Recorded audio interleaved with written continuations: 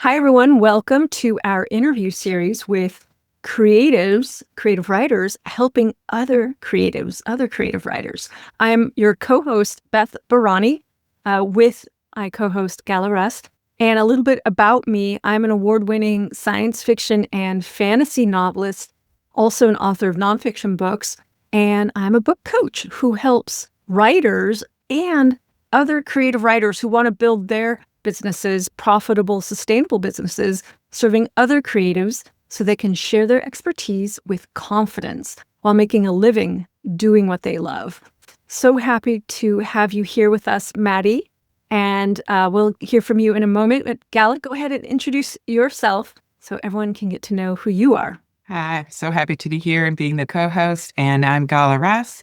I am a book coach and an author, and I guide writers step by step through the often overwhelming publishing process. And I try to help them finish their novels and then build a sustainable business through indie publishing. Oh, great. And Matty, can you tell us a little bit about you? And yeah, we'd love to hear. Sure. I am Matty Dalrymple. I write the Anne Kinnear suspense novels and suspense shorts and the Lizzie Ballard thrillers. And I also write, speak, podcast, and consult on the writing craft and the publishing voyage. I love the nautical metaphor for the writing craft and the publishing voyage as the indie author.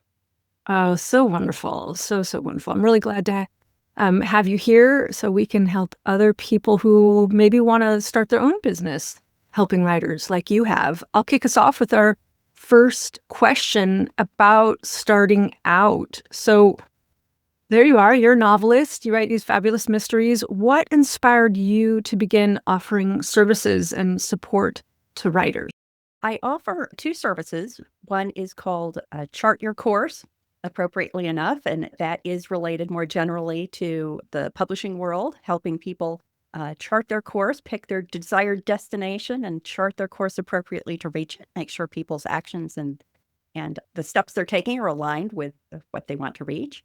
The other service I offer is called PodPro Author Coaching, and that came about because I just published aired my 300th episode of the Indy Author Podcast. I've been podcasting for a long, long time, and occasionally I would get emails or calls from author friends, and they would say, I have a new book. Can I be on your podcast? And I'm like, it's really not that kind of podcast because it's not really about an individual person's experience with their own book. It's about experts who come on and talk about writing and publishing from the background of having thought deeply on a particular topic, written a book about it, or giving classes about it, or what have you. But I started feeling bad about saying no to my friends who just wanted to let people know about their new book. So I spun up a video series on my YouTube channel called What I Learned. And it was a 5 to 10-minute interview where I would ask the author, what did they learn from their latest book that they would like to share with their fellow writers? And then what did they learn that they would like to share with their fellow readers? And, I was doing this mainly for like friends and family. And then some PR firms found out about it and they started pitching me their authors. And sometimes it sounded really interesting. And I would host one of their authors. And I had several circumstances where the person came on, they said, oh, this is my first interview. I don't know about this. I'm really nervous. And by the end, they seemed very comfortable. And I actually heard from a couple of the PR firms that a couple of their clients, this was their first interview. And when they were done with it, they felt really good about the experience. They were all ready to go to do more interviews. And I thought, here's a service that I wasn't really aware that was out there that was prepping people for entering into the podcast interview space. And I wanted to I got into it because I specifically wanted to help people who were completely new to that experience. But I also saw benefits to people who were more experienced, but maybe just wanted a third party to, give them some tips, continue doing this, maybe rethink doing this. And so I started offering a recording like that, the What I Learned episode, 5 to 10 minutes, where people were talking about those two questions that I had mentioned. And so the consulting engagement I offer is two parts. One is we have that interview, just like I would do for my video series. And then I edit it and I provide them with the edited version so that they can use that for their promo, for whatever they want to do. And then we have a second meeting where we get together and we talk about three components of their interview. One is the content they shared, one is the persona they brought to the interaction, and then one are the technical aspects. How is their audio? How is their video? Should their computer be positioned differently or something like that? And so that was the background of how PodPro Author Coaching came about. That's so wonderful. I mean, both Gala and I run our own little series. I have a podcast. I know Gala does Instagram Lives, and it's such a great service that you offer, helping other authors get more comfortable media presence. I've met other people who do I will prep you for the media kind of thing. And that's what it sounds like that service is. That's so wonderful. And in terms of, let's get to the next question. Unless Gala, you have something to add? First of all, I just love talking and doing interviews and talking to people. And I feel like it's such a cool way to get to know a person and for authors to get comfortable in that medium. I constantly hear from readers that they like watching the lives with authors or hearing podcasts because there is this, oh, I love this book. I want to see who wrote it. So I feel like for authors to get comfortable with and doing it is actually a very good skill because readers like that. Readers like to see who authors are as people. So even though a lot of authors sometimes writing is the only thing I want to do. So I think it's a great service. And then I feel like similar to the previous interview we had with Nikki, it was the market and the clients are sort of leading you to what is the thing that you need to, where you need to dig in. So you might start here when you start providing the services, and then you find your niche by doing something else, is what I also heard, because you saw other people coming to you and asking you for this, and like, oh, I can do that, right? So you don't have to be so rigid sometimes and pre-plan everything. You can just hear and go with the flow, if that makes sense. Yeah, I think two thoughts about that. One is that I totally agree with readers' interest in learning more about authors, and the fact that I really do think that there's an intimacy to audio that it's very hard to achieve in the written word, and being almost literally in someone's ear lets them get to know you in a way that is very hard in any other format. And so I think one thing I had going for me in terms of a consulting service is that I was very enthusiastic about what I wanted to talk about. I love talking to people. I love interviewing them. So it was fun for me as well as hopefully helpful for the person I was consulting with. And then I think what you're saying also about the scope of the service is that I currently focus primarily on new authors who are new to the interview space, but I can imagine down the road just doing, like, even throwing that open to more than authors, like anyone who wants to use audio, a podcast appearance, in order to reach an audience. The best practices and the possible pitfalls are the same. So I think there's a lot of potential expansion there if I wanted to do that. Yeah, I'm doing Idealize writing conversations, and that was my way of starting something, because I'm a big believer in, you don't have to have everything perfect. You just start it and then you perfect it, or you grow, or you figure out where is it that you want to go. And making it a podcast is still my goal. But when I started, it felt so overwhelming. It felt like podcasts require editing and just like software, and I was not ready. But I'm so glad that I started the IG Lives, because now that part of inviting guests, having guests over, and being part of the interview is no longer a mystery. I feel like I can tackle the tech part of it, because it's not just like a giant thing that you have to tackle. It's just like, okay, I know how this works. I just add a little bit more. But anyways, I'm talking about myself now. Let's go into our second question. And the second question was, what kinds of clients or projects energize you the most, and what makes them such a good fit? We talked about it a little bit in terms of my current focus being on newer authors, but I think jumping off on what you had just said, I think a great tip for people who are thinking about going into this is starting out small, like you're saying, starting out with the stakes not being so huge. And for both of my consulting offerings, I first sent a note out to my friends and said, I really need to test this out, and I'd be happy to give you a free consult if you'll be my like my test case. And it was very helpful because it helped me do things like refine the materials that I provided back to the consultee. So, for example, I have the people I consult with fill out a form with background information for me and also background information for them, making sure they think through this stuff before they get in touch with me so we can make the most of our time. And by starting with those lower stakes friends and family who are willing to help me out, it made me realize like, oh, I need to ask this question a little bit differently. Or, oh, when I provide follow-up information as I do after the consult to the people in, by commenting on the questionnaire, I need to remember to like do more of this, do less of this. And so starting out, easing yourself into it, I think is a great tip, as you're saying.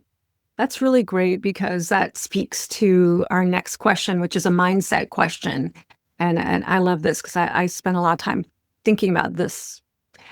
So maybe you could tell us, Matty, what mindset shifts have helped you feel comfortable sharing your work publicly?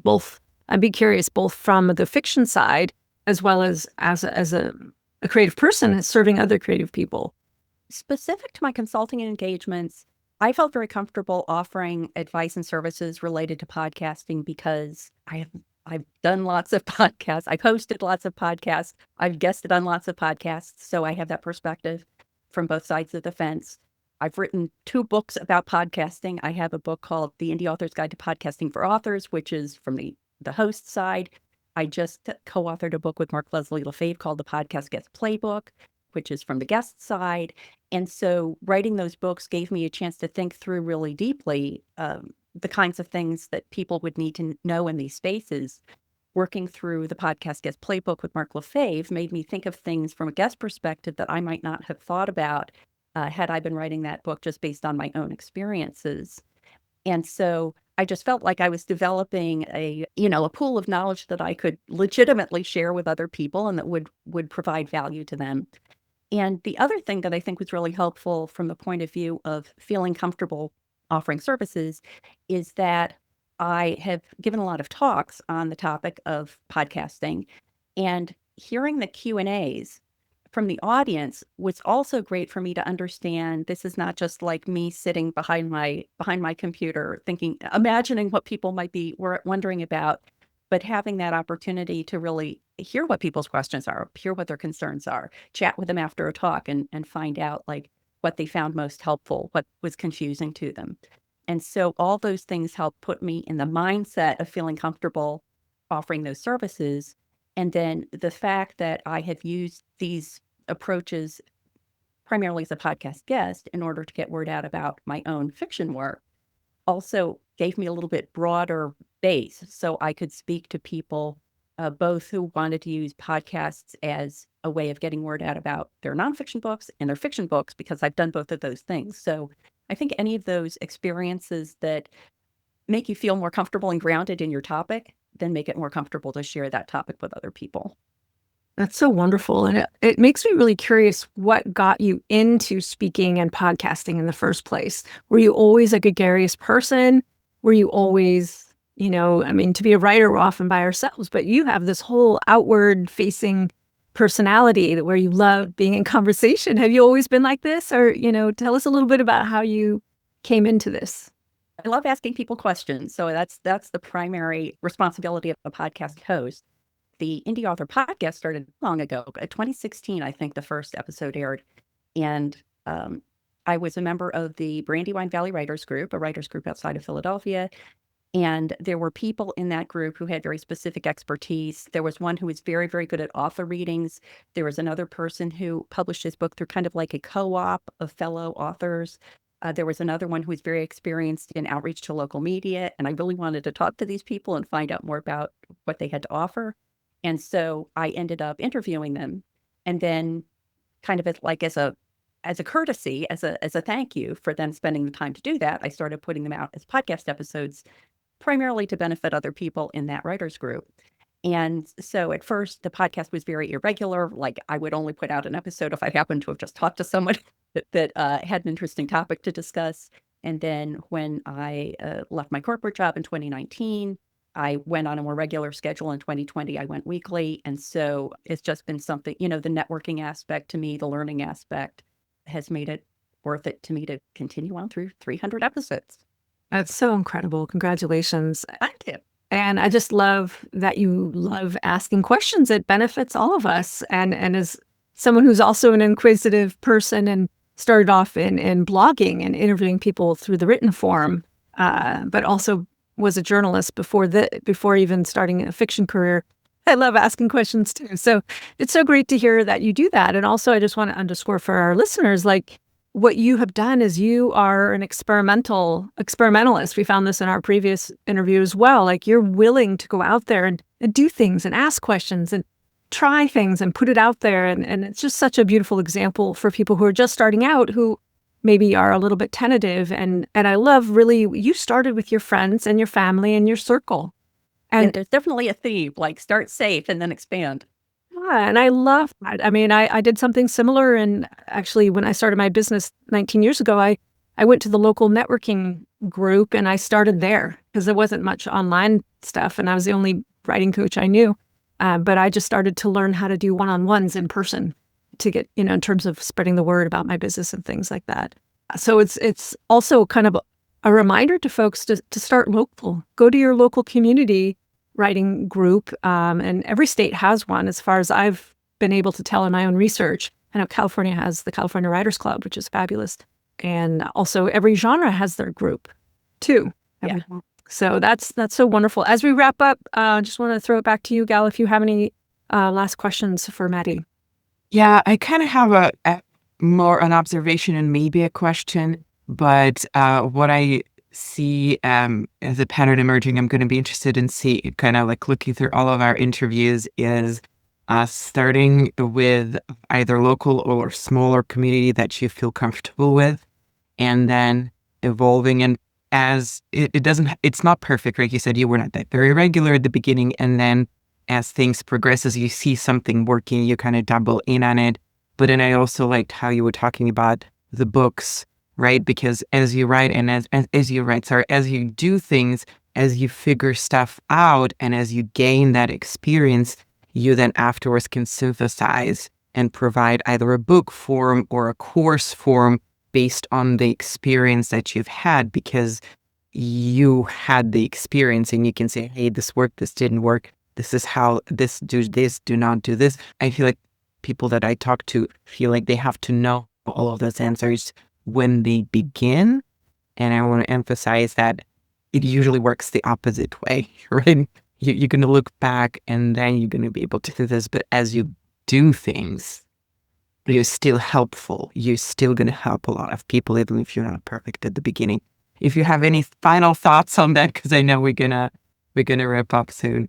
I think that's exactly right. And I'll use the example of when I was going to say when I started out the podcast, but I think right through that I bring guests on to talk about the writing craft and the publishing voyage. And some of the topics I know quite a bit about, some of them are very new to me, but I position myself as the representative of the listener. And so I ask questions that are some things that I already know what the answer is going to be, and sometimes I don't. But that willingness to have it be an interactive process, and that you're not there to sort of fire hose your consultants with information. You are there to have a conversation with them, I think is very important. So wonderful. I love that. And it's through this conversation like we're having today that we get to share our expertise and know-how and life experience. So Matty, I want to thank you so much for coming on to our interview series here of creative writers who serve other creative writers. So thank you so much again for being with us today. Thank you so much for the invitation. It's been great. Thank you.